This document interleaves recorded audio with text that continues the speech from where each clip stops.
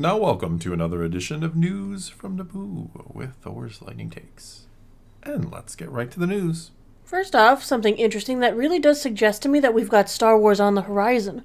Star Wars Insider number 223 is not just going to have Fashion from the Stars or a new High Republic short story, it's also gearing you up for Bad Batch Season 3. Interesting. Yes. Specifically, it has detailed recaps of each episode from Season 2. Okay. So you can get a full recap on the entire season, and I wonder why they were picking now to do it. Probably coming in February. That's my guess. It's gotta be coming, right? That's my guess. Just a pure guess. It makes sense, though. Yeah.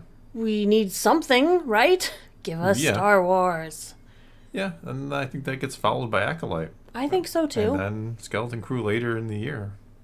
That's Which is strange, because we kind of thought Skeleton Crew was coming late this year. I almost said last year, but it's not the new year yet. Because of the fact that it should be, done. It should have been done before the Acolyte. Yeah. Yeah. I wonder if there's reworking that needs to get done. Maybe they kind of saw it and they're like, this isn't exactly what we were hoping for. Maybe we got to go back and redo some things.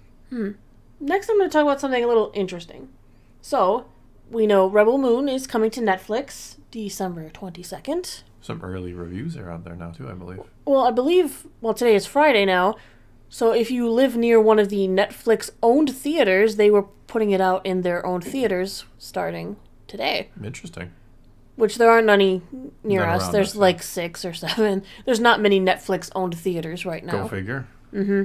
It's kind of the ironic for them to own a theater, right? Because Netflix is all about, you doing it at home. I mean, even way back in the day when they were shipping you DVDs, it's always been out. You get to stay home, and now, we're going to buy some movie theaters. Put some of the stuff out early if you want to see it on a big screen.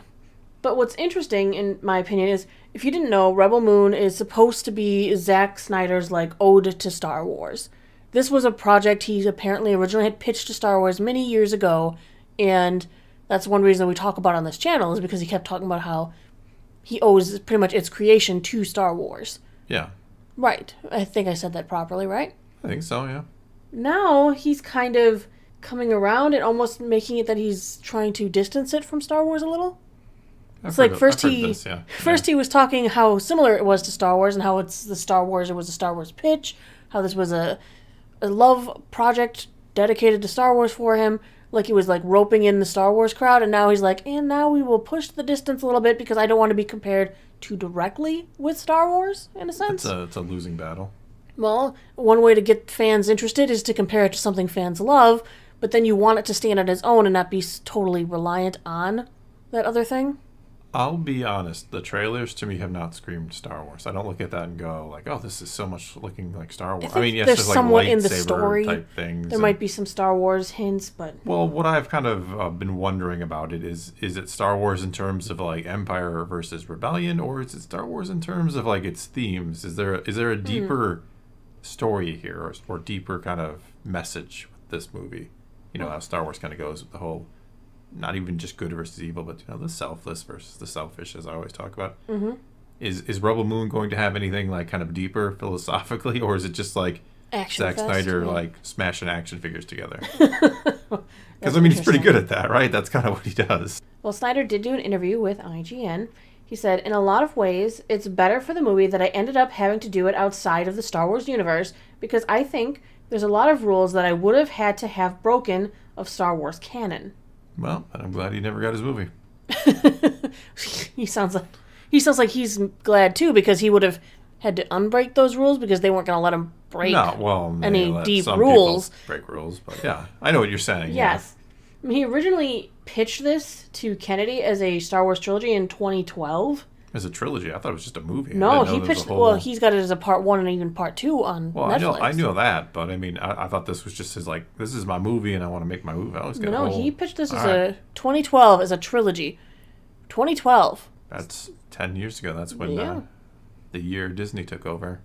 So right off the bat, he's like, "Here, I've got this movie," and he pitched it, but obviously that didn't go through. In the end, he said, it would have been a cage I was living in. So, it allowed me to be a lot more freaky. I love that he calls the lore of Star Wars a cage.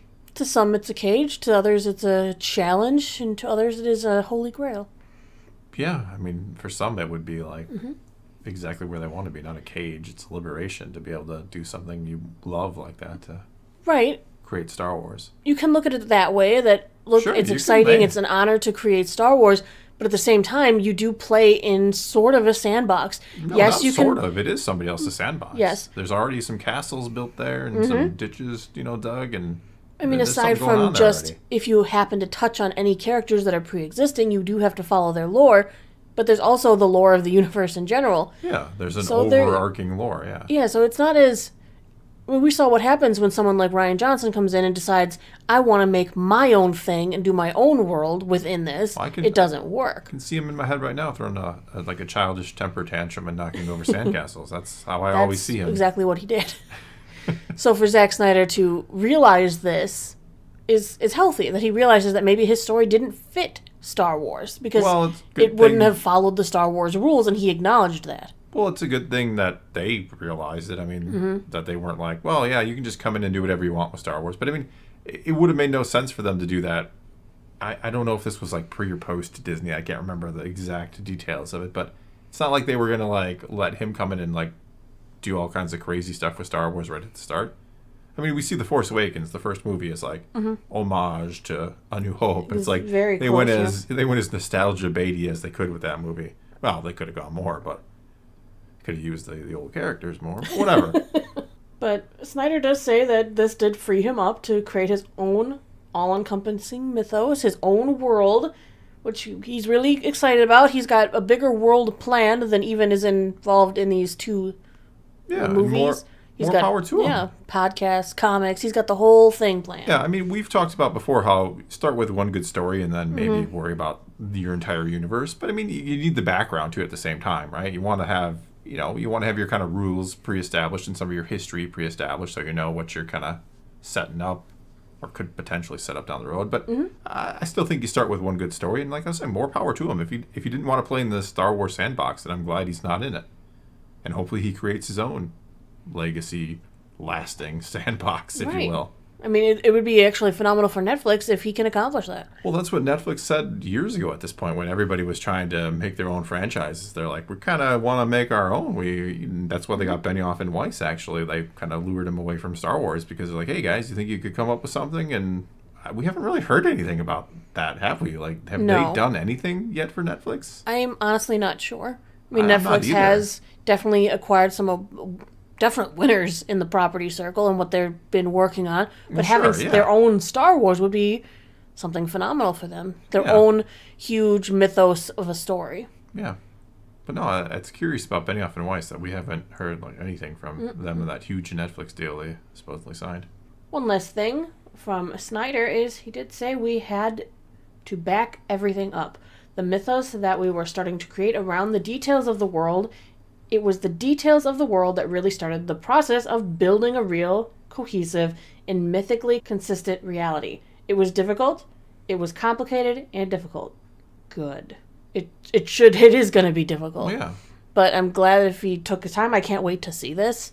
We'll definitely probably talk about it on this channel. Oh, we absolutely are going to. Maybe on your channel? Who knows? Probably on my channel, actually. I think a lot of people over there have been asking about it, too, so...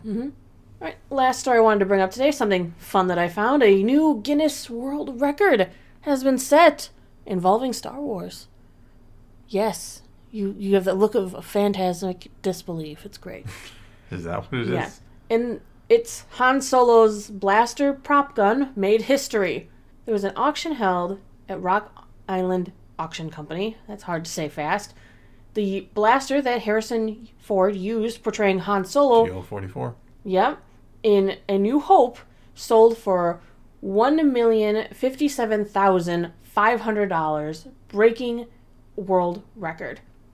Now, this happened in 2022, but it's actually featured in the Guinness Book of World Records in 2024 under the most expensive prop gun sold at auction category. That's a category, huh? Yep. The blaster he used in the film had been missing since the filming of the 1976 movie was completed. And then, of course, they built new blasters for Empire Strikes Back and Return of the Jedi. Then they actually managed to find this gun, though, in the London-based prop company. They just randomly like, oh, look, we still had this thing. Jeez. It's crazy. Just $1 million laying around. Yeah, but it is one of the original 3 blasters that was made for the 1976 film that's still in existence. I mean, the prior estimated worth of this thing for auction was between $300,000 and $500,000, but it sold for over $1 million. You keep saying 76. Is that the year that I mean completed in? Because it was released in 77. I don't know why. The article I kept reading said 76. Interesting. But yeah, 77 for the release. Well, they're saying filming of the... Since filming... Yeah, I'm assuming they think wrapped up in 76. Yeah. Just kind of made it sound like it came out in 76. It didn't. It came out in 77. Han Solo's gun has a world record. I like how many times we cover like auctions. That's because it's interesting, isn't it? To see what your childhood sold for. Jeez. $4 billion apparently to Disney is what it sold for. But no, I just find it very interesting to see these old props get the... they get to... I want to see them in museums, honestly, because then, if the Smithsonian got a hold of them, that's where the ruby red slippers Judy Garland wore from Wizard of Oz are in the Smithsonian. I would like to see more of these things end up in places like that rather than private collectors, but you know what? They've got the money, I guess this is what happens. So. I want to see Antiques Roadshow, Star Wars edition. Antiques Roadshow, somebody stumbles up and like, I got this, and they're like, where did you get this? This is the original Millennium Falcon. Oh, yeah. No, I think that's all we got for you this time. So now it is your turn to take to the comments below and tell us what you think of any and all of today's news or anything Star Wars you want to talk about. Whatever the case may be, leave those comments below. Let's talk some Star Wars. And until next time, thanks for watching.